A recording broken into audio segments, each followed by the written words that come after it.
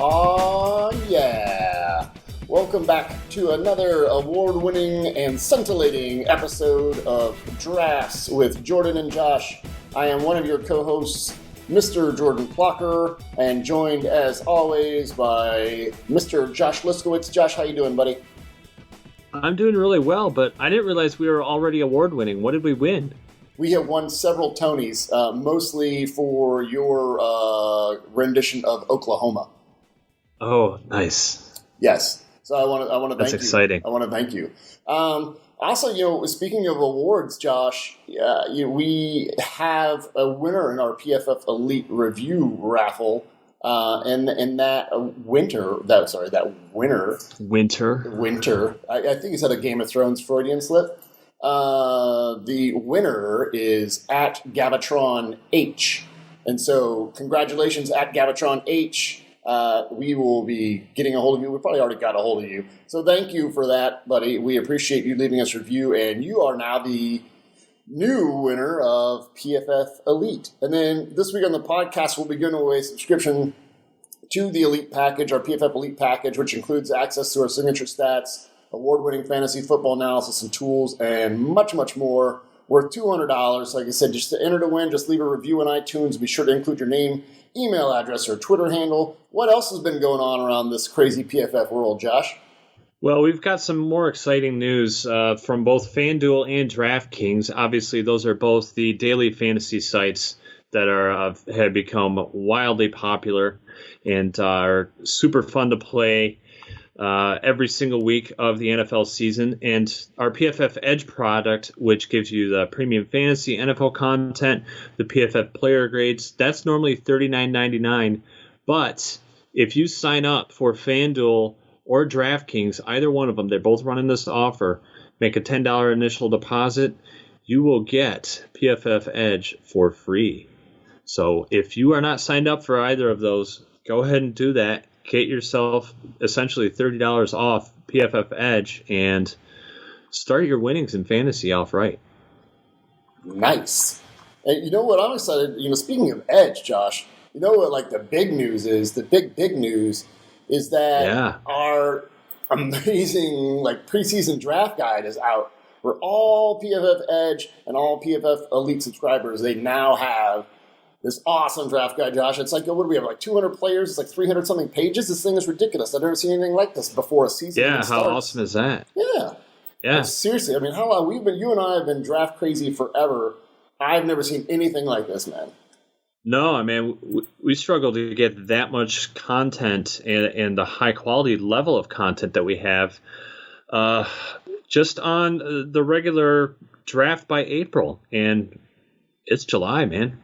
We've got it already in July, so you're going to be ready for some college football. Seriously, this fall, man. Yeah. So if you guys out there, if you haven't signed up yet for PFF Edge or PFF Elite, you got to get out. You got to get there and sign up. You got to get this preseason draft guide. We're going to be adding to it throughout the season. Again, we're really excited about it. This thing's awesome. Again, just to have this much, incredible PFF data, about all of these players before the season even starts. So Josh, we've been grading these guys for, the last 3 years. We've got all the dirt on this guys, all their performance data. It's just an incredible resource. I'm really excited about it. Really excited to dig into it. Are you ready to look into and dig into all this data, Josh? Let's do it, man. Yeah. So we've been doing. What we did, pass rushers last 2 episodes, edge rushers, and then defensive interior guys, and then so we said we were going to do offensive line. Josh, we're going to do the guys who protect the quarterback. So we're going to start off with tackle, and a familiar name to football fans, and that's Oklahoma's Orlando Brown. Josh, let me just make sure that you've opened your draft pass. Have you opened your preseason draft guide, Josh? Are you on page 120? Are you on there right there where we're looking at Orlando Brown? I am looking at a massive height weight for Orlando Brown at 6'8", 360. Man, that guy's enormous. Yeah. Yeah, he really pops up on tape. Yeah, he is a large man. And you mentioned a familiar name. Some might remember. Oh God, that's probably 10 years ago now, wasn't it? I don't know. It's been a long time. A good 10 plus years ago. His father played in the league, was a guard, and was a solid player. But probably the most famous thing about his father was he ended up getting kicked out of a game for shoving a ref down, but the ref threw a penalty flag and hit him in the eye, and it just about ended his career. Yeah, that was when that happened. Weird game. Yes. Yeah, I remember seeing that one. But Orlando, again, he's 6'8", he's 360, but he still moves well. His pass blocking efficiency of 98.9, ranked 5th in the draft class. So that's really impressive. He ranked 12th in the class at preventing outside pressure and 13th at avoiding inside pressure. Actually, Josh, is all these great little tidbits of data that we're reading here are available. We're reading this right out of the preseason draft guide, you guys. So this is all available to you guys. This isn't just something that we're reading, and it's just something that only Josh and I have access to. You guys all have access to this. So again, please go out and get this preseason draft guide that comes with either the PFF Edge or PFF Elite subscriptions. So Josh, again, he's a big guy, moves well. We really liked his pass blocking, and then big improvement last year. Yeah, again, we got some needs to improve with some few too many negatively graded run blocks and a few too many penalties this year. All right, the next tackle, we're just going to go through some of these guys pretty quickly, Josh. The next tackle I want to talk about, again, from your Midwest area there, is Notre Dame tackle Mike McGlinchey. Yeah, another huge guy, 6'8", 310, and not the athlete that Orlando Brown is. You see him, obviously, he's just a mammoth human being playing right tackle for them. He certainly has the ability to blow guys off the ball. I don't think in a quick viewing we saw that consistently. But, he's excellent in terms of a run blocker. He finished with the second highest percentage of positively graded run blocks in this draft class. So that was certainly very good. Want to see him continue to improve his pass blocking. He only gave up the last 3 years combined in just under 1,000 snaps, only 3 sacks, 4 QB hits, but he's given up 31 hurries, including 13 of them last year. So we want to see him continue to develop that. He also had issues with penalty, Jordan. Committed 12 of them last year, which was 6th most in the country. Yeah, and you mentioned that we'd like to see some improvement from him in the pass blocking area, there. And he had a pass blocking efficiency of 97.0, which only ranked 39th in the draft class. So again, that's something that we definitely want to see, in 2017 is him try to improve there. Because like you said, he's definitely powerful and, he can be very effective as a run blocker. But, like you said, Josh, he let a few too many guys get by him and get to the quarterback. Yep, and here's something I want to point out too real quick, and this as much highlights the depth of knowledge that we're able to bring to you with this as much as telling you about him. We have his pass blocking efficiency on 3-step, 5-step, and 7-step drops. And basically he ranks 39th in 3-step, 46th in 5, and 62nd in 7 steps. So basically, the bigger the drop on the quarterback, the more he struggled to hold up on the edge there, which isn't terribly surprising considering he's an average to above average athlete trying to defend the edge there. All right, let's move on to probably one of the best athlete at tackle in the draft class, and that would be Connor Williams from Texas. Man, this guy is, he's not as big, as monstrous as some of these other guys, but he's really strong. I know you like him a lot. Josh, what do you like about Connor?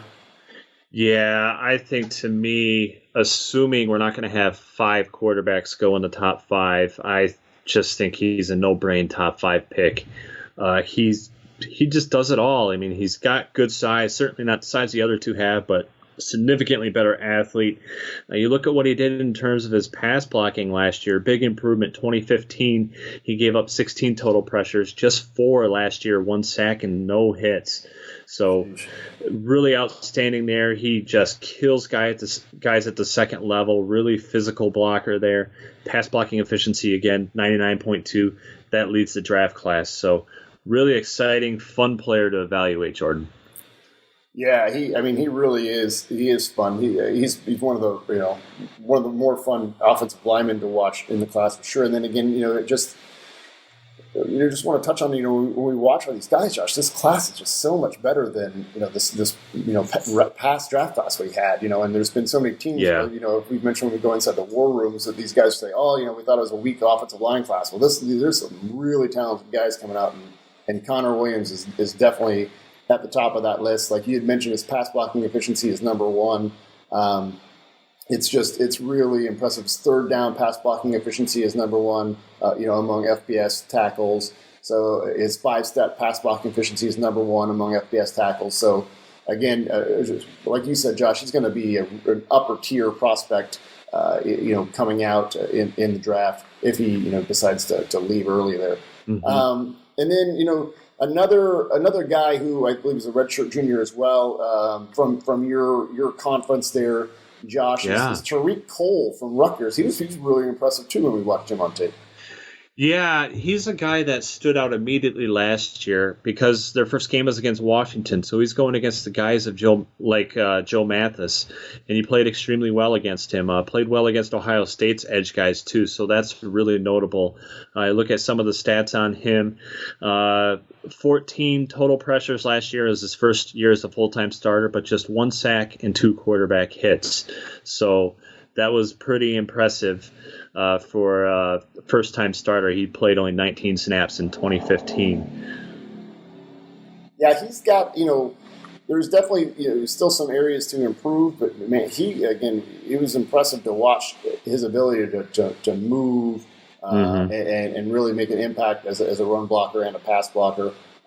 His pass blocking efficiency of 96.9 only ranked 41st in the draft classes right now. So again, that's an area that he can improve in this upcoming season. And then he needs to clean up on a little bit of his negatively graded run blocks. But again, a very impressive player that really stood out on tape. And again, if he cleans some of these things up, he's going to have a very, very happy draft weekend because he's going to be taken fairly high, I want to say.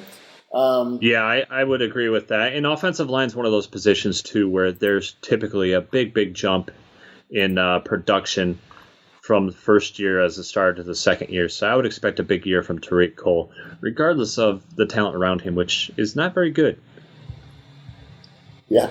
All right, so we just covered like 4 tackles that, again, that tackle, those 4 tackles that we covered right there, to me, again, it's much better than the previous class. And then now let's move on, Josh. I want to talk about a couple top guards, and we'll start off with Quenton Nelson from Notre Dame. He's one of the pretty nasty, finishing type of guy.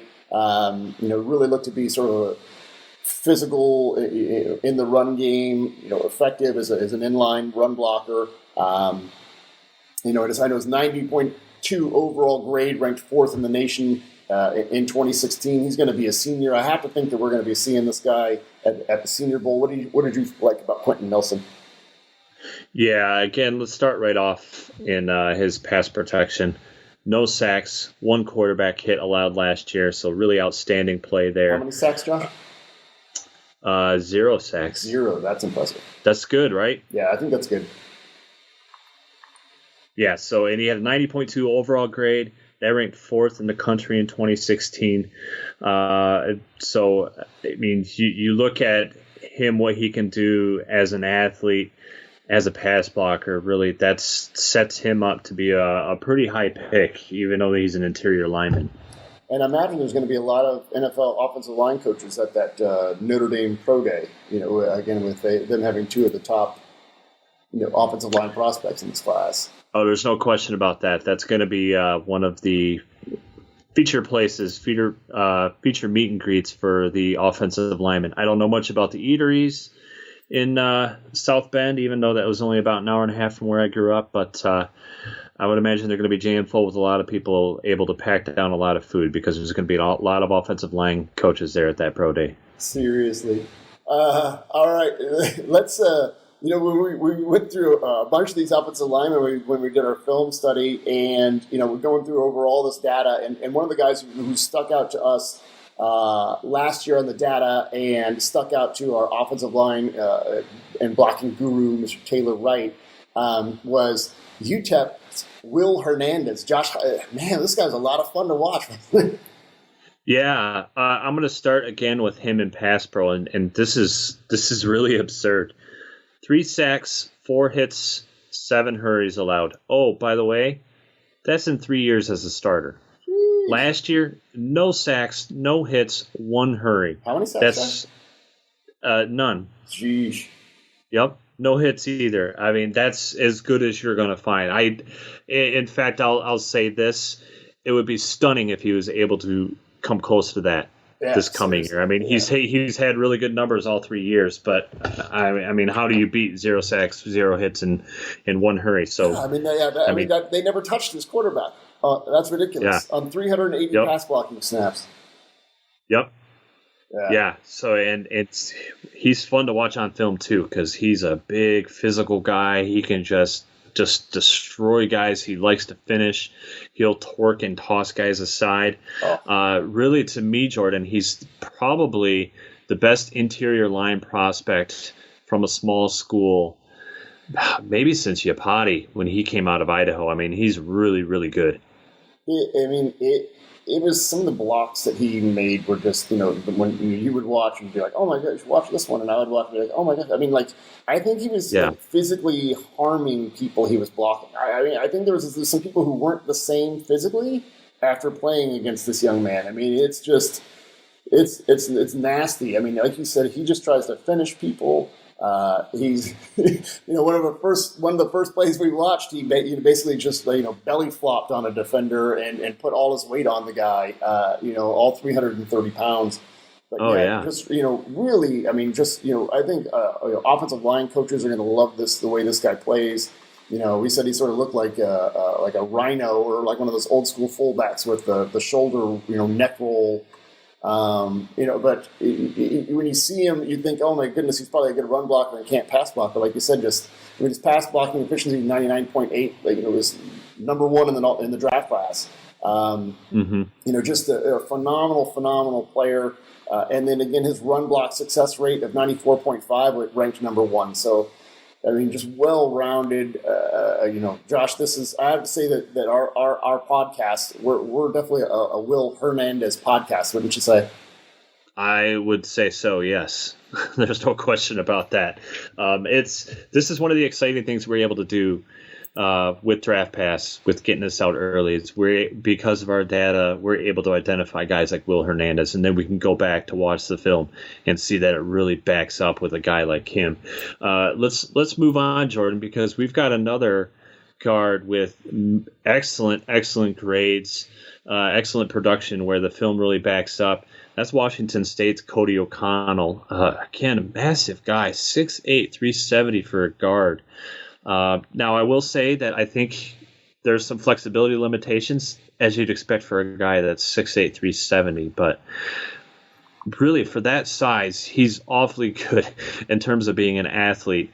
Works well at all levels. The splits, yes, they can typically benefit, but it's also not an issue with quicker guys. He can get around on them. Awfully impressive guy. Real quick on, again, pass pro on him. 1 sack allowed, 1 QB hit, just 4 hurries on 690 pass block snaps last season. That's awfully impressive. 690. That's ridiculous. That's so many. I mean, it's a pass first, pass second offense.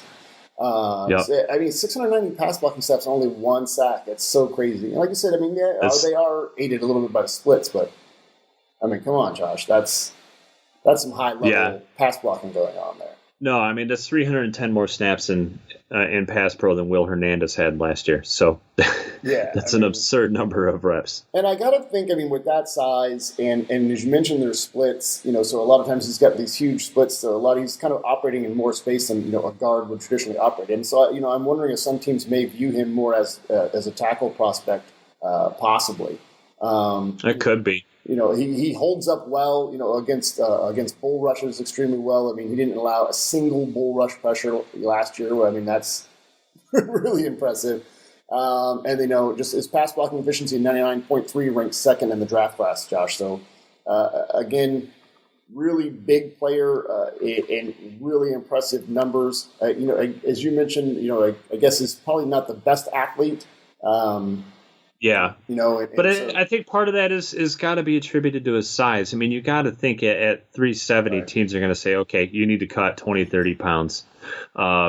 Certainly, I think zone blocking schemes, they're going to be a little bit worried about if he's able to, move well enough through there and handle duties as a puller. But for his size, I think pound for pound, he's a good enough athlete. If he can get his hands on you, it's tough to get by a guy that's so big. Yeah, seriously. Okay, let's move on to a player who's pretty different stylistically to him, and that's guard Wyatt Teller from Virginia Tech. Really sound run blocker, Josh. I mean, he was really fun to watch run block. Yeah, he is definitely a very good athlete. Can get around on poles, can hit those reach blocks. I wonder if he's a guy that teams look at and try and experiment maybe with him at center a little bit. Maybe he's that guy that can play all three interior positions. But he's a guy, when you look at him physically, you can tell he hits the weight room significantly smaller than some of the guys we've looked at 6'5", 308, which is no small potatoes. But, there's a lot to like about him. Just one sack and no hits allowed last year in 488 pass block snaps. So really good stats on him as well. Yeah, and we noted here in the draft guide that, his pass blocking took a big step forward in 2016. Yeah, it really did. Is that something that he can keep up? Because if that is something he can keep up, he's going to be pretty high draft pick because, again, he's really talented run blocker. His run block success rate of 93.2%, ranks number 4 in the draft class. Mm-hmm. And then, the quick game stuff, like a 3-step pass blocking efficiency, he's tied for number 1 in the draft class as well. So a lot to like about this guy. And as you mentioned, maybe he could also play some center. You just want to see him continue to improve as a pass protector, but again, really fun player to watch, especially as a run blocker. All right, let us move on to some centers now, Josh. Right. Yeah, our offensive lineman of the year. Got to talk about him, Jordan. Oh, we definitely got to. I think we're going to start there, yeah, for sure. I mean, the top center on our board, and we think one of the better offensive linemen in the country is Arkansas's Frank Ragnow, which is also a very cool last name. I like that last name, Ragnow. Mm-hmm. Again, really, really impressive. You really like the way that he could get to the second level in his movement ability, right, Josh? Yeah, it's so noticeable with him. His first step is really impressive, really explosive. It allows him to get around on reach blocks. He does extremely well at the second level. He can adjust to quick defenders at the second level. He's not, going to get run by against linebackers. Really good job in space. And pass pro, again, another guy that had a pretty significant improvement this past season as well. Hasn't given up a sack in any of his 3 years playing. Now, he wasn't a full-time starter in 2014, but that's almost 1,000 snaps, 986 snaps. He hasn't given up a single sack. How many sacks, Josh? Zero. 0 sacks? Again, that zero. So, we keep saying zero for all these guys, 0, 1, or 2, and it gets to the point where people are probably thinking, well, it's college and the top guys are always like that. That's not the case. Yeah. They're not normally this good. It's really a testament to how good these guys are. But he had 12 total pressures last year compared to 19 the year prior, and I expect that to just improve this year. I mean, he's just a really, really solid player. Wasn't nearly as dominant in 2015, so that's the question: is can he sustain that level of play? And my guess is in that system with that coaching, the answer is going to be yes, and he could end up being a first-round pick because he's that good of a player. Yeah, he's solid in all aspects, and you hit on his phenomenal pass protection, and then you mentioned his movement ability and his ability to get to the second level and make effective blocks there. I mean, his run block success percentage of 92.9 ranks number 2. I mean, that's just what a well-rounded offensive lineman prospect. It's he's and again, that's been in a system that we said has been operating in they'll use a lot of gap power runs and not just like an inside zone. So he's been a fun player to watch, and I think he's going to have a really easy evaluation. And I think people are really going to like him in the NFL. Yep. Sticking in the SEC, and the player that that we like as well. I mean, not quite as much as Ragnow, but that PFF is definitely high on is Alabama center Bradley Bozeman. Bozeman is again, he's not as athletic as a Ragnow, but very sort of technically sound. He's performed very well for Alabama and graded very well for us as well. The 13th highest percentage of positive graded blocks in the run game in the draft class. So again, one of the better players. Josh, what do you like about Bradley Bozeman? I like the fact that he had 1,015 snaps last season. Keeping in mind, obviously, Alabama played to the very end of the national title game, so they had some extra games against top-level competition. Not a single penalty yielded. That's pretty impressive, especially for a first-year starter. So really impressive in that regard. And again, that magic number 0 sacks allowed, just 1 quarterback hit and 6 hurries. That is beyond impressive. I don't care what kind of system you run. I don't care what kind of talent level is around you. I don't care the fact that you're the center, the interior guy. The fact that he had 0 sacks, 1 quarterback hit, that's really outstanding. Yeah, he's a really talented player. As you mentioned, in 2014, 2015, he wasn't a full-time starter, so basically last year he's a 1-year starter. So we really want to see if he can maintain this high level of play. With Alabama's notably brutal schedule every year, and like you mentioned, Josh, they're going to be playing the top competition. They're going to be playing extra games. But again, a really good player. And, he made for a pretty good PFF moment for us this past year, too, when Uncle Nick found out about us, via one of the press conferences. What happened there, Josh? Yeah, that was funny. One of the Alabama beat writers was asking about him just casually in the middle of the season and mentioned how he knew Bozeman graded out as their top lineman. And Nick stopped him immediately, and you could just see laser beams shooting out at his eyes. He didn't know what direction he was going at, but there was a staffer that clearly leaked information, and he was going to kill him. And the beat writer quickly explained that, no, it was Pro Football Focus. And that's where I got it from. I didn't get it from your poor staffer that's going to die. And so Nick immediately called the dogs off and realized, oh, yeah, we agree with them. He's been very, very good. So a funny moment for us in the season, and it's fun to see us get mentioned by Alabama and obviously Nick Saban. But obviously we're in agreement with them that Bozeman has just been an excellent player for them. Yeah, it was really cool to see that our grades, lined up with Alabama's internal grades. There's so much of our, work goes into this, and to see it sort of match up like that is really awesome. Unfortunately, I don't know if anyone's actually heard from that staffer. We still don't know, but I imagine hopefully that he's still alive. All right, Josh, that's going to do it for these offensive linemen, and it is now time to go inside the war room. We are now getting to one of the divisions that you like the most. We're headed to the north now. We're gonna do an NFC North team and an AFC North team. So we're gonna start out today talking about the Green Bay Packers. and the picks that they made in their front office.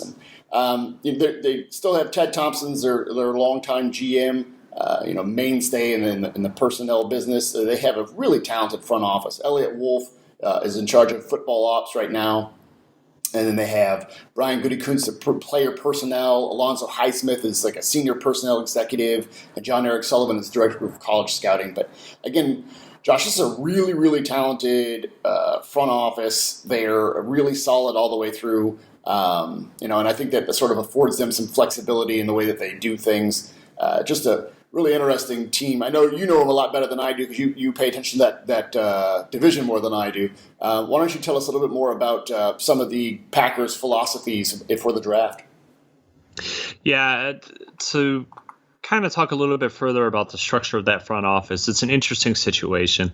The presumption is Ted Thompson is probably going to retire fairly soon, whether it's this year, next year, a couple years down the road. No one really knows for sure.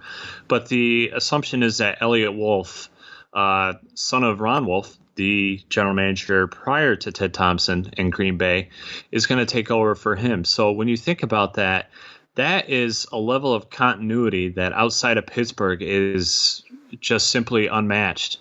To have back-to-back general managers that are going to retire on their own terms and still maintain the exact same philosophy.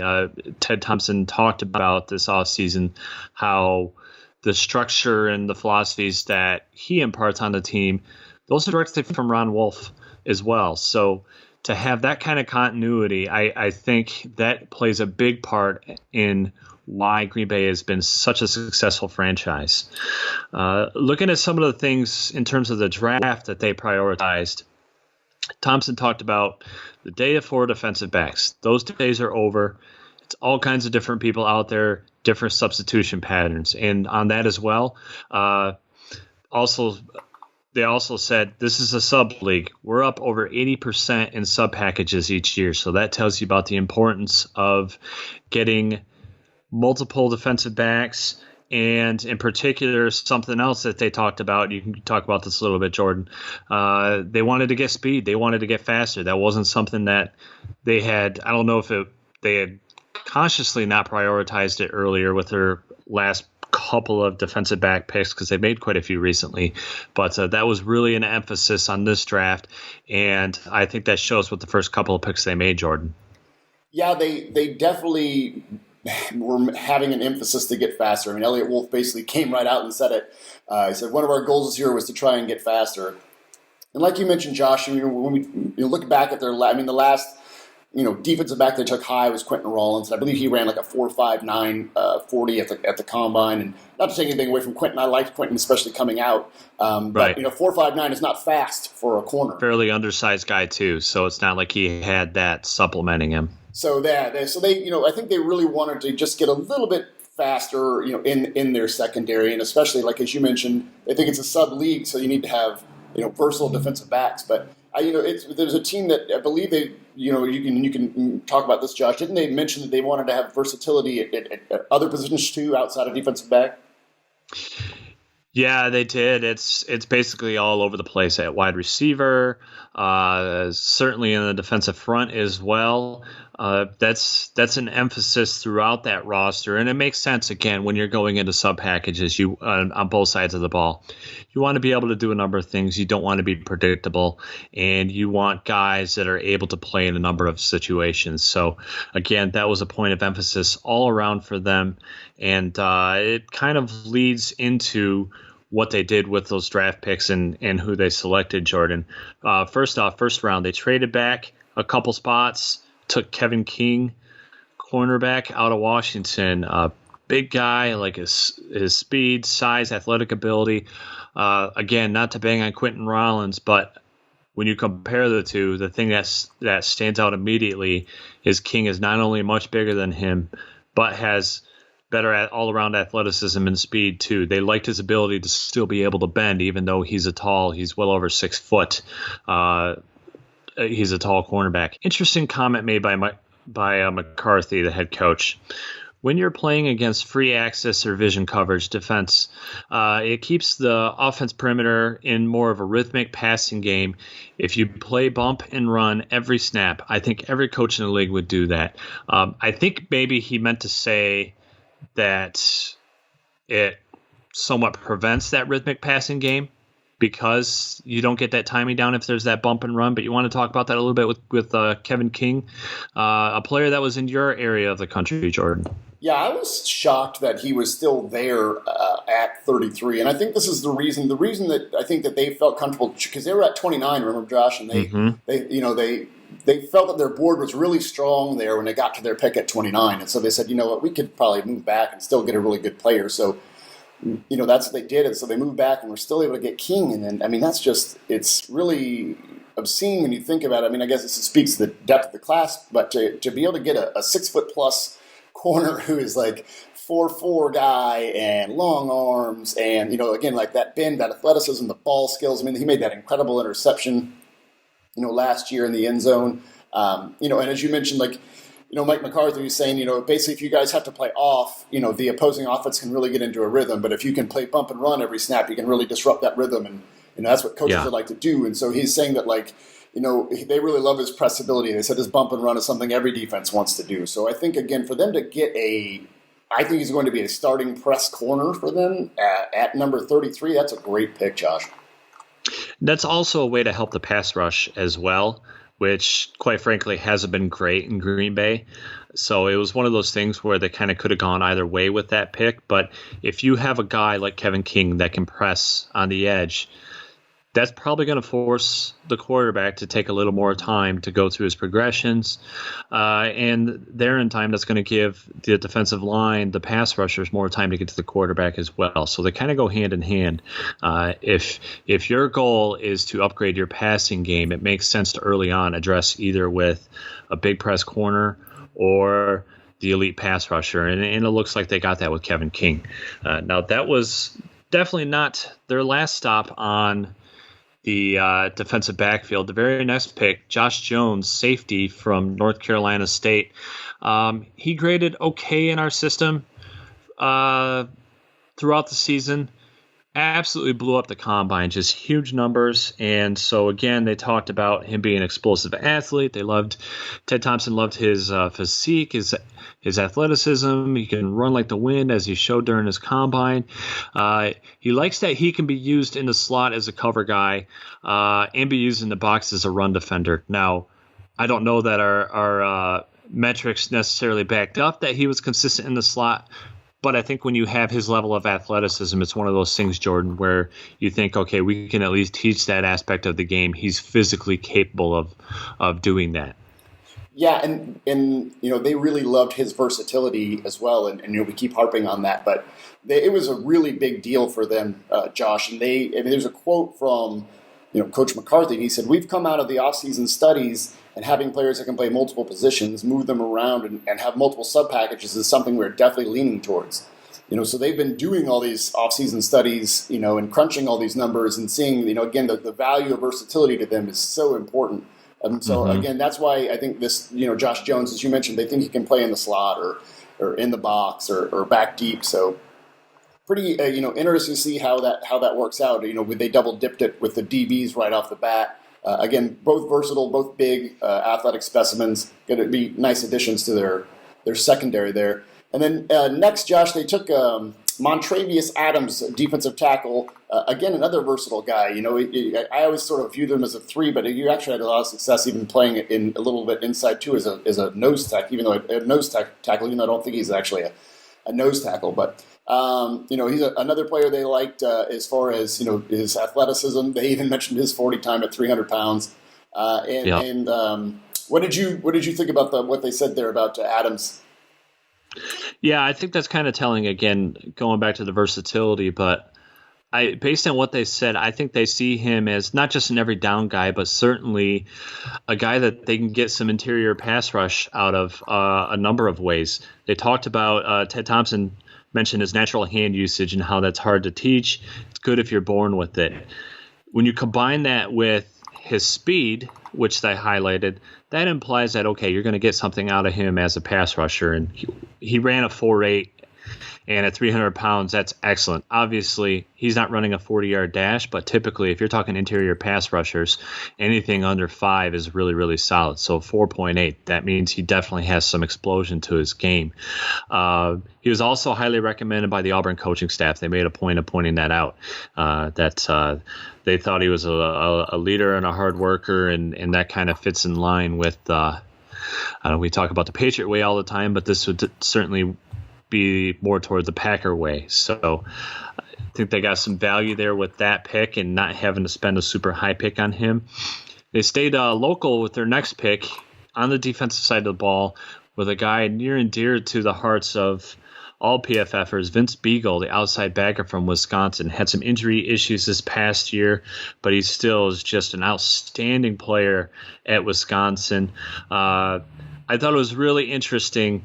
They talked about how he was a self-starter. He ran his own pro day, and just a guy with impeccable work ethic. He was a highly productive pass rusher, even though he might not be a super elite athlete. Just a skilled, intelligent player who knows how to get to the edge, knows how to set up moves, and I think that's going to be a really, really solid pick and a solid value for where they took him, Jordan. Yeah, and they mentioned things like, his wrestling background. That's something that you and I always like to, to see, especially with the defensive, front seven players, because again, it gives them tremendous balance, and that core strength. So they like that. They said he's a really good leverage player. They just mentioned that, he just has sort of a knack for getting to the quarterback, which he does. He was very, productive in that aspect. And so they said that he basically gets there through speed and tenacity. So, again, he's a player they really liked, and as you mentioned, Josh, they really like him off the field and think he's, again, just sort of self-motivated. They're not really going to have to hold his hand in that aspect. The funny thing, Josh, I was like, when I was watching these pressers, like I said, the local media kept harping on the Packers about when they were going to finally take a running back, because they didn't take a running back for forever. And then they finally started on a run of running backs, and they started out here with Jamal Williams from BYU. And they had mentioned before that, any running back they drafted needed to have the ability to play all 3 downs. Otherwise, he basically just wasn't going to be a Packer. And Williams has that. He can catch the ball and play in all 3 downs. But I don't think that's necessarily the exact reason why they drafted him. Josh, you're more familiar with that division. Why do you think they drafted Jamal Williams? Yeah, to explain this, I'm going to go back to, I think it's 2012. Was that the last year that the Giants won Super Bowl? Oh, man, I can't remember that stuff. I believe it was 2012. Well, regardless, the Packers were an absolute juggernaut that year, if I remember correctly. I want to say they didn't lose until week 13 or 14 to Kansas City. And until they lost in, I believe, the divisional round to the Giants, that was their only loss of the year. And what happened, and this is, again, we're talking Green Bay. So you think in playoff time, we're thinking snow, we're thinking insanely cold. You have Aaron Rodgers, but at the same respect, that passing game can be limited by the weather at times. And I think that was an issue that day. It was yet another brutally cold, windy day, kind of neutered the passing game a little bit. And the Giants were able to really control that game, in part because Green Bay didn't really have the ability to run the ball. So that's something they talked about with the pick of Jamal Williams, how they view him as a player that opponents aren't going to want to be able to tackle, or aren't going to want to or be able to tackle late in the season. So ultimately, that kind of fights off that weather, the ability to put a guy like Jamal Williams back there, a big classic between the tackles back, as Elliott Wolf called him, a guy that can get downhill, get those tough yards in tough weather and tough situations that they haven't really necessarily had at times, certainly with the inconsistency that Eddie Lacy had in and out of the lineup. So I think that kind of, you can go back a little bit as to why a player like Jamal Williams is so important for them to take, Jordan. Yeah, again, it's, it really stands out that they sort of took him to sort of, bang away at people late in the season when it's cold and you really wouldn't want to tackle him. And then, they took another running back 2 picks later in Aaron Jones, and again, stylistically pretty different. I mean, Elliott Wolf mentioned that he consistently beats the angle of the safety, so he's got some some speed to him. And then again, good hands, because like I said, they want guys who can play on all three downs for running backs. And Josh, what did you see about Aaron Jones? Yeah, I think you kind of hit the nail on the head with him. And interesting comment to make on this. They talked about wanting backs that can play all three downs, which when you think about what they've had in past years, yes, they've rotated through guys, but it's as much been about the level of production as it's been, guys filling specific roles. They definitely have had guys that they've wanted to be on the field all three downs. They just haven't produced at the level they wanted to. So their committee's been a little bit different than most teams. But I would argue that Jones and Williams are more toward the way the rest of the league's going. Jones, I think you're going to see him on the field quite a bit on third down, maybe not as the pass blocker, but certainly as the receiver. You're going to get some of that production out of him working in space. And while Williams, you're going to see, they talked about the classic between the tackles runner, so the first and second down guys. So I think you're going to see a little bit more of a modern day split with these two guys if they're able to pan out like they hope. Yeah, and they also took another running back later in Devontae Mays. And then they also double-dipped at wide receiver on the third day with taking D'Angelo Yancey and Malachi Dupree. What did you think about those guys, Josh? Yep. Real quick on Dupree, home run hitter, post corner types. I think Aaron Rodgers can make that throw, so that's probably fitting for him. D'Angelo Yancey out of Purdue. This is a guy who I think his best days are ahead of him. I think he was an athletically dynamic player, an all-purpose type, could play, they can return on special teams, can really be that chess piece on offense. We talked about them wanting to have versatility in wide receiver core. I think you're going to get that with D'Angelo Yancey. That player used to be Randall Cobb for them, and quite honestly, he just hasn't produced at that level the last couple of seasons. So I don't know if he's past his prime or maybe injuries have been a concern. But I think D'Angelo Yancey could be the heir apparent to that and be a real steal for them. When you think about the structure of that offense and what they've done in the past, Yancey's a great fit. And to me, just a tremendous value to keep that offense progressing in the way it has. Yeah.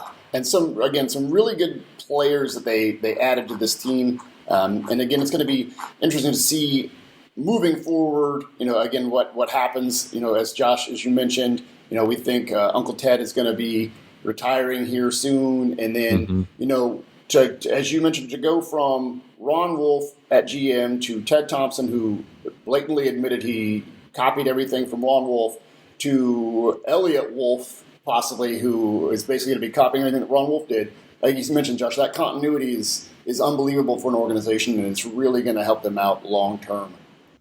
All right, the next team that we are going to talk about inside their war room is the AFC North Pittsburgh Steelers. Now, the Steelers have Kevin Colbert as their GM. He's been there for a long time. As Josh mentioned earlier in the episode, the Steelers have been a team of great continuity. Still have Mike Tomlin as head coach. Coach Tomlin is one of the more active, coaches on the pro day circuit. You'll see him show up at a lot of them. He likes to evaluate the players, puts a lot of time in. Highly respected coach. They also, the Steelers now have an analytics and football research coordinator in Kareem Kassam. So they've added the sort of an analytics, bent to their evaluation for the draft. And not that they're, like crazy heavily, just relying on the numbers. They're not. They're just, they're using it as a tool like other teams. But again, good to see that more teams are going that route. As far as their overall philosophies, Josh, they look like they're looking for players again with the heart to love football and then the intelligence to actually play and carry out their assignments. They thought that the offensive line class was weak, but that it was really good at defensive back. And then they had some really interesting takes as far as, again, how they see the nature of football changing in the NFL, and then also as well as how spread offenses are, and the way that changes are happening there are changing prospects, for the NFL. Josh, you want to talk to us about that? Sure. Mike Tomlin had an interesting quote on spread offenses. He said, spread football in college has reduced the size of that defensive end. Even if they're in a 43, that guy's not 6'6", 270 anymore, even for these college 43 teams. So it kind of acknowledges that there's a different skill set, a wider skill set that the defensive end, or in the case of the 34 teams like Pittsburgh, that outside backer has to have, and we'll get into that in a little bit with their first round pick. But also in general, too, talking about 34 versus 43, they have their own board that they're going by, obviously, and guys that fit 34. But they also kind of set the rest of the board up in terms of 43 teams as well. So not quite so much as how that's going to affect their team individually, but certainly it helps them set the value of the draft, but also kind of take a look at what their expectations are of these players as they get into the NFL, because the reality is they're going to end up scouting these players down the road as opponents. So that kind of helps them get another feel for them if they talk about, okay, this guy might be a 43, so defensive end, he's a first rounder in their system, might look like a second rounder to us, but we know based on what they are going to ask their guys to do, he's going to be more capable of succeeding in that system, and that's going to help them in the future when they go to play them and they have to scout their opponents at the NFL level, not just college for the draft. Yeah, and again, when that goes back to when you mentioned the quote from Tomlin about the defensive end size is shrinking, that's something that you and I have talked about that we've encountered even recently when we did all the top edge prospects for next year. So these edge guys are small, and so it's not like there's a bunch of traditional 43 defensive end guys with that size running around anymore. Like I said, all these defensive guys are getting smaller, which is interesting because sometimes some of these running backs are starting to get a little bit bigger. Inside backer might be the place where we've seen that more than any other position. It's not nearly as important for them to be able to take on and shed blockers as it's been 5-10 years ago, even in those 34 teams. I remember when I started doing this in 2008, 2009, if you were an inside linebacker and under 6'3", 250, you were considered undersized. Now almost none of them are that size. I know the middle linebackers, the Mike backers probably have lost, 30 pounds probably in the last 10 years, I want to say. Yep. Yeah, now it's if you're 6'2", 235, you're fine. Yeah. There's no issues there. Yeah, so if you're going to be game is ever changing in Pittsburgh, even though people still think they have this old school mentality and they have a lot of guys that have been there a long time. They very much acknowledge the changing landscape of the NFL and understand that has to be part of their day-to-day operations. Yeah, it's again really interesting to watch all these shifts take place in the nature of football. And as you mentioned, to see the certain teams that are really sort of identifying these trends and trying to stay ahead of them, and some of the teams that are kind of getting run over by them. But yeah, definitely interesting to see.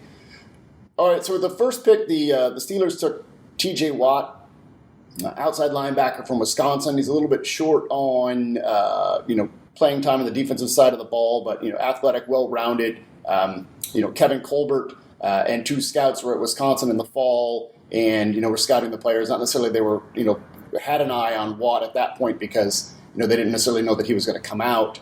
But he did end up coming out early. And normally there's a bit of a process that takes place when a player comes out early, as far as them in the process. They just basically had to get into like an evaluation, to try to determine whether or not they should come out. Josh, what's the process normally like for the guys when they come out? Well, yeah, guys that are deciding whether to come out early, they're going to try and gauge what the league thinks of them, and some of that's with going towards getting a review from the scouting aspect of scouts that have been in there. But an interesting point on T.J. Watts is his head coach, Paul Christ, actually called up Kevin Colbert, who he knew he had been in there, asked him to take a look at him after the season to get an idea if he should come out. And Colbert told him point blank he thought he was a first-round pick. Obviously, he wasn't lying because seeing he took him there. But I thought that was very interesting, especially really that's to think about it, maybe this goes back to their own recruiting, I think it's a positive thing from Wisconsin's aspect that their coach is willing to call up general managers to get a feeling for his player and relay that information back to his players. So kids out there thinking about Wisconsin and is your coach going to have your best interest for you? I think that kind of tells you right there, just a little bit, right? Yeah, I mean, being willing to is one thing, and then also being able to is another. Again, do you have all those contacts? Do you have personal relationships with NFL general managers where you can do that sort of thing?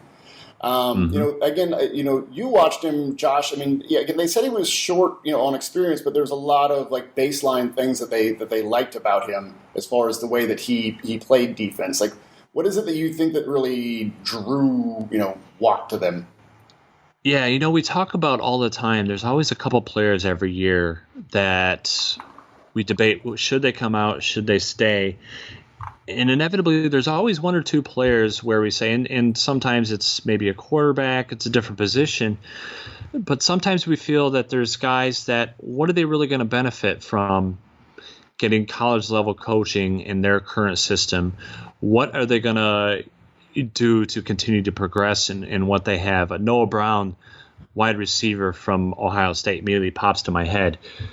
As a wide receiver with a quarterback at Ohio State that's not super efficient passing the ball, despite what his numbers may show you, and with that read zone heavy system, it didn't make that much sense for Noah Brown to come out, even though he didn't have a ton of production outside of one game. Transitioning that to talking about our discussion with TJ Watt, again, you mentioned how he's a conversion player from offense, doesn't have much time on defense. But one of the nice things about him that we did see is that while he didn't have that time, we've seen him do everything. So, Well, yes, I guess you could argue that he could have come back to, continue to work on all those skill sets because they made them apparent to him, and come made for what the Steelers admitted, an easier evaluation process on him because they'd seen him do everything.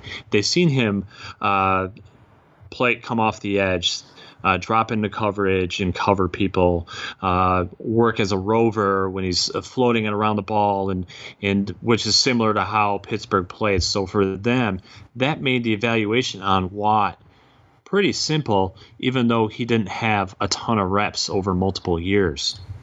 Yeah, I guess that's another reason to, if you're a defensive prospect to go to Wisconsin.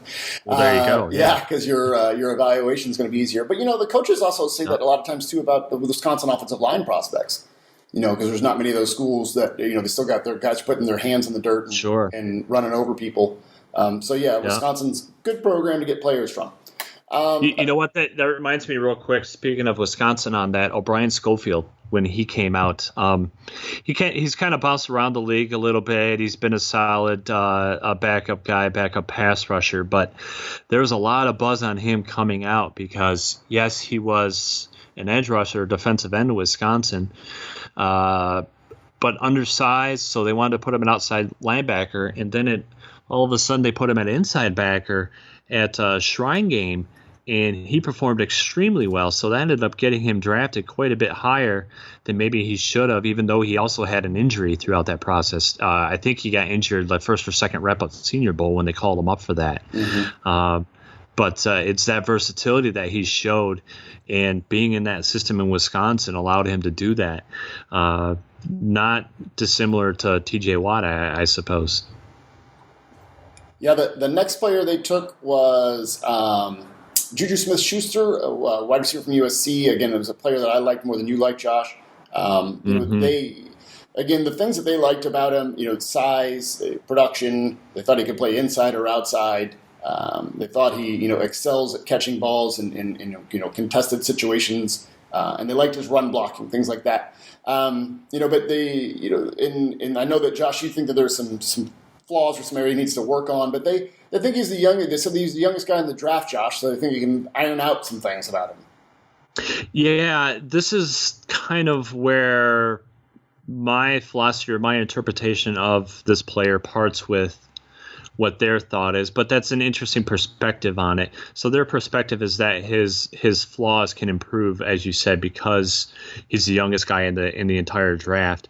And I worry if it was more of a mentality. Basically, what I'm saying is if we're calling him a guy who has big possession type abilities, and I'm quoting Colbert specifically here, he said they wanted the ability to add a young receiver who has big possession type abilities and red zone abilities. I think it's important that he added the word abilities on there because I don't think he showed it. Size and strength dimension that we thought was important. So basically not saying that he showed he was able to use it, because he didn't, if we're being honest. He really didn't. But he has it. So they think he can adjust to that. I worry that he is just going to be one of those guys that is always going to struggle against contact, that he's not going to like getting physical before the ball's in the air. That was a real problem I had with him running routes. I thought he quit routes at times when he was getting jammed. We talked with Green Bay about how important they see getting corners that can jam, and this is part of the reason is there are receivers that'll give up, and I thought there were times where Juju Smith-Schuster did that quite a bit last year, so that's a big worry to me. Hopefully for their sake they're correct, and he'll kind of grow out of that as he develops, and it's a youth and inexperience thing more so than a mentality thing for them. Yeah, I think he's going to be a good player for them. I think you're wrong. Moving on. Wouldn't be the first time. But no, I hear what you're saying. I mean, like if he would have actually played all the way up to some of how we thought he might have been able to play this last season of college, he would have gone a lot higher in the draft, I think. But again, still, young player, a lot to like about him, and I think he'll be just fine.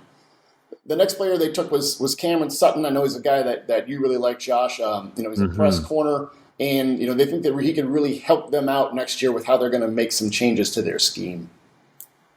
Yeah, they talked about his ability to play inside, but they want to go more the man coverage, press outside. He allows them to do that. Matured, high football IQ. Those are all things I thought we saw on film. Certainly saw at Senior Bowl when he's moving all over the place. He played a little bit of safety there, played out of the slot, played outside. I know they want to do a lot more man coverage, but the reality is he gives them some flexibility, whether they do it immediately because they can and they just want a guy that can fill multiple roles, or maybe it's an issue of attrition where they might need a guy to step back and play some safety, or they might need someone else to come in and play in the slot. He can offer all that to them. You and I mentioned in preparation, he's, in both our opinions, I think, a better player coming out than Artie Burns was last year, their first-round pick from last year. And they got him, what is this, the third round? They got Sutton in? I think so, yeah. It was their third pick. Yeah. So I think a tremendous value here. I don't think we're benefiting our offense, hyping continually every single week on the depth of the class at the position. But I think Cameron Sutton is just another example of that, because I think he has the potential to be a high-level performer for them in a variety of roles. Yeah, moving on, they went offense in the next couple picks. They took James Conner, the running back from Pitt, and Josh, can you even think of a more Pittsburgh Steelers pick than this? I mean, this is it's almost like a fiction writer wrote this one. Yeah, he doesn't even have to go anywhere. He's already there. They mentioned that the Pitt practices where the Steelers practice, so they would see him walking off the field after practices. So they knew a lot. They might know a thing or two about him. Yeah, they knew a lot about this guy. But again, I can't think of a more Pittsburgh Steelers type player. Downhill runner, tough, smart, big. As you mentioned, Josh, Jamal Williams would be there to run for the Packers late in the season, and I think that's why they these guys the Steelers got Conner again. They think they're going to they'll be able to pound people in that division late in the season. I also thought it was interesting, Josh. They think that he could contribute on the special teams. Yeah, I think that's an important piece of this puzzle here. Obviously, they have arguably the best back in the NFL who plays every single down, Le'Veon Bell, when he's not getting into trouble. So carries are going to be limited in that respect. But when you talk about the full package with Connor in terms of special teams, he had some pass rush snaps at Pitt. I think this was probably when he was a freshman. But so he's been on that side of the ball. He knows how to tackle things. He's that hard worker, has that mentality, obviously, to come back from what he did. He's got the kind of Steeler mentality that they want. But then again, he talked about coming handy late in the season, ability to get those tough yards, to be able to spell Le'Veon Bell in those situations. I think that's going to be a super valuable thing for them, and something that Connor can do right away. Not certain he'll ever get back to the full level of athleticism he showed before he had cancer, but at the same respect, that's not something you need to be able to perform well on third down, getting the tough 1-2 yard runs that he's going to be able to do. And it's certainly not something you need to be a top performer on special teams as well. And this pick just made tons and tons of sense for them. Yep. Their next pick did too a bit, because they had mentioned the importance of quarterbacks, and so they took quarterback Josh Dobbs from Tennessee. They visited with him at the Combine, and they had one visit with him in April. They really liked what they saw on film with him, with his poise late in games. His intelligence is well documented. He's smarter than everyone on this podcast. And then there's again the size, the intelligence. You have the experience. So there's a lot, Josh, I think, for them to sort of plug in behind Ben Roethlisberger. What did you think about this pick for the Steelers? Yeah, that's an interesting one. And you bring up Ben and what to do with him. There's a couple things with Ben Roethlisberger. First of all, he's getting up there. They need to start thinking about, not necessarily that they're trying to replace him in a year or two, but they do need to be thinking long term. And I think when you talk about continuity, that's something that they value as well, is continuity, not just in their front office, but certainly at the quarterback position, citing what we've seen in Green Bay, going from Brett Favre straight into Aaron Rodgers, and that's what's helped them have sustained their success. They need to try and do the same with Roethlisberger when he's ready to move on. And let's be honest, too, Roethlisberger hasn't been healthy and on the field consistently, so they need someone that can come in and perform right away. I think there's a lot of concern as to if Dobbs can do that or whether he's shown that on the field. But in the same respect, I think that's where the intelligence, the FBI, so to speak, the football intelligence comes into play, is I think they believe that he can pick up that system quickly and hopefully for their sake can offer them something in terms of production should he need to perform right away. I know they've come out on record and said that Landry Jones is a high-level backup in the league. Quite frankly, I think that's just supporting the guy that's on the roster. I don't think there's anything that really backs that up in terms of the play of Landry Jones. So it's important that they get a guy that they can not only develop, but can offer some value should they have to go to him as early as toward the end of the season for spells. All right, next they went back to defense and got another corner. They double-dipped and got Brian Allen, tall, physical, sort of raw corner from Utah. He's converted wide receiver, Josh. So, there's things that they like about him, but again, he's still pretty raw. They sort of viewed him as being a sort of compliment, I guess, in some ways to Sutton, because Sutton was so polished and Allen was so raw that you bring in these two different guys and you kind of get two different skill sets. Yeah, one of the things I talked about with Brian Allen, still a bit raw as a tackler. Well, yeah, and you kind of expect that again with him as a wide receiver. So that's one thing to watch going forward is, does that hold Allen back in terms of playing time? Is that just an issue he has when he is on the field? Something to take a look at there. But Carnell Lake, defensive back coach, talked about how he's done a good job of pressing and disrupting wide receivers to the line of scrimmage. Again, talking about that press man, him fitting that system. That's very important to them, and they think that Allen is a good fit for that. Lake also said he gives you the ability to disrupt the line, the ability to play the deep ball, which is exactly what we talked about with Kevin King in Green Bay. Ability to disrupt the line. So, and again, stop those timing and rhythm passes by keeping the wide receiver off his line, not letting him release into his route right off the line of scrimmage. That's a big part of being able to play press coverage. Yep. Now, Josh, when I was a little kid, I remember in elementary school, the teacher asked, what do you want to do when you grow up? And I said I want to grow up and talk about long snappers on a podcast one day. And Josh, today's that day. Same thing. Today's that day. Oh. Today is our day, buddy. The Steelers drafted a long snapper, Colin Holba. This is just. I'm only going to read this quote just so Gordon McGinnis, will love us as for long snappers or people too. But yeah, lay off our bacon, Gordon. Okay. Yeah. Quit insulting. Lay off our bacon. Angry Scott. So Colbert said, not many long snappers come along that we believe are draftable. So when we see one, we want to add them to the mix just like we would any other position. So there you go, Gordon. So they draft draftable players. There you go, Gordon. Long snappers are draftable, talented players, and American bacon is good. The last player that they took, Josh, was just Keon Adams, a sort of upside developmental pass rusher guy that they can play defensive end. I think he can probably stand up, play outside backer.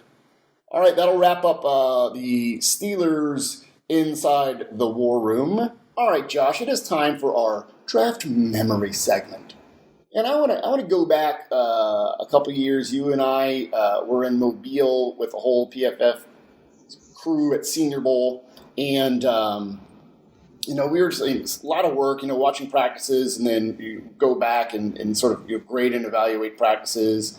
And so we were in a little film room there at the hotel. And there's a bunch of NFL personnel in there as well, also watching practices, going through the film.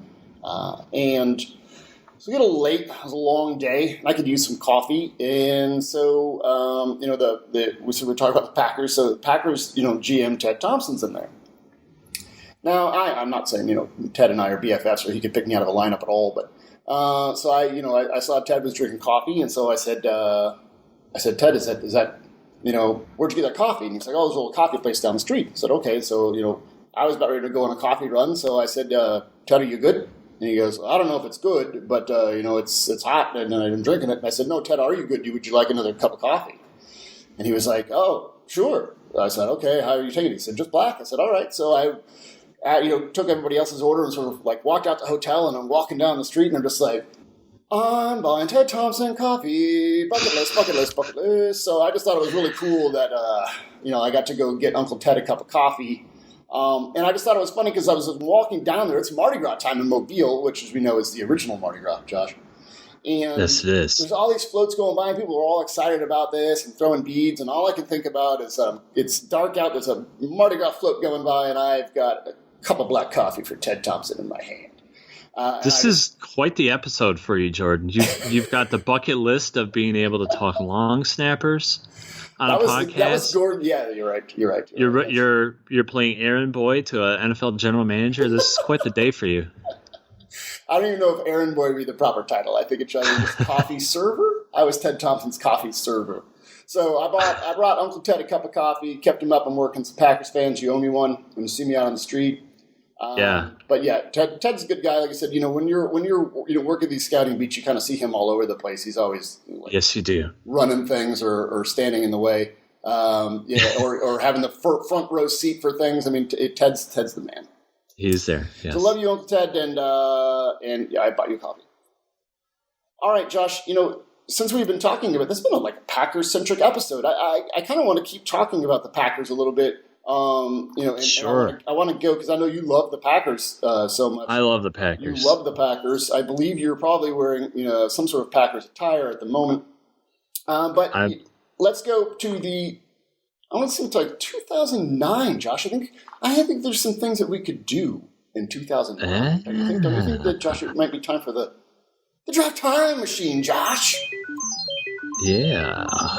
All right. It is 2009, and we've been talking about the Packers, and there's a really interesting pick, Josh. There's some actually 2009. Your Detroit Lions got Matthew Stafford, which was I think clearly the right thing to do, even with our hindsight, our draft machine 2010 hindsight that we have. I still think Stafford was the right pick, but Yes. The Packers had 2 picks that first round. And, they went with B.J. Raji with their first pick, trying to get, a presence in the middle there. And then there was a group of pass rushers that were sort of trickling down the draft there. And that pick 16, the San Diego Chargers, who were playing at 34, and there's this great 34 outside linebacker pass rusher prospect there named Clay Matthews, but they decided to take Larry English. Yeah, that's my boy. A prospect. Him. Yeah, we'll get to that. They decided to take Larry English, and instead of Clay Matthews. And so I'm going to change that pick, Josh. I'm going to scribble out Larry English, and I'm going to. What are you doing to my Packers? I'm going to write. I'm going to write Clay Matthews in there. So now AJ Smith is getting Clay Matthews instead of Larry English at number 16. So now, Josh, I honestly think, looking at the way that this thing is going to tumble, I really think that this is going to put Larry English down with the Green Bay Packers. So what do you think, Josh? What's the aftermath here of our switcheroo? There's a lot going on here. First off, let's look at it in this context for San Diego. Larry English obviously was a big flop for them. Didn't really produce in any aspect at all. So you go from spending a top 20 pick on a guy where you get 0 production to a guy that you could argue in hindsight should have been one of the top 2 or 3 players taken in this entire draft. Yep. He's been an outstanding performer for Green Bay ever since then in a variety of roles. That's a huge pick for San Diego. You add in the fact that they still have, obviously, Phillip Rivers. They have Phillip Rivers in his prime at that time. They have a lot of other pieces in their prime at that time, or at least still on that roster. That's a team that's very much at the top of the league in terms of being able to compete at that stage. And you add Clay Matthews to that's a pretty significant gain for San Diego to all of a sudden have that elite pass rusher for that period of time. So that's a big deal for them. Green Bay, kind of the opposite effect, really. That's a potentially big issue for them. So when you think about the Packers defense and what it's been since Clay Matthews, really, he's been the linchpin of all of that. Obviously, Daniels on the defensive line has been outstanding. He's a PFF favorite. He's been great. But outside of Clay Matthews, it's been a bit of a mess on defense for them. So if you take away their guy, their surefire Pro Bowler, that's going to be a major, major issue for that defense. Obviously, they still have Aaron Rodgers. They still have the offensive production, the best player in the game. But that's going to be a big, big issue for that defense. And I just don't know that they're going to be able to consistently win the division year in, year out, as they've been able to do in that process had these picks been switched. Yeah, who's gonna make that big play in the Super Bowl and scream "Spill it, Pickett," and then go force that fumble? Is Larry English going to do that? No, I don't think so. So that Super Bowl is most likely gone. Yeah, well, and that was too. When you think about that whole run, as good as Aaron Rodgers was, that defense at that point, they were the ones carrying that team to that Super Bowl. That was really probably their best all-around defense they've had the last at least decade in Green Bay was that year. They had points where they were just outstanding. So that would just be an absolute soul crusher for them, in my opinion. And now that we've just absolutely crushed the souls of all the Packers and the Packers fans, which leaves us on a high note as far as Josh Liskowitz is concerned. Thanks again. Thanks again for joining us, you guys. Please, rate and give us a 5-star rating and a review. Leave us a review with your Twitter handle or email address in it, and you'll be eligible to win our PFF Elite package, which is a $200 subscription, which is awesome. So please leave us a review. Josh, you have anything you want to say on the way out after you crush souls of everybody? Yeah, it's mid-July. It's starting to think fantasy time. So PFF Edge, PFF Elite, get in on those subscriptions now. Send us the review, like you said. Get your chance at a free one because you're going to want it. You heard the man. We'll talk to you next week.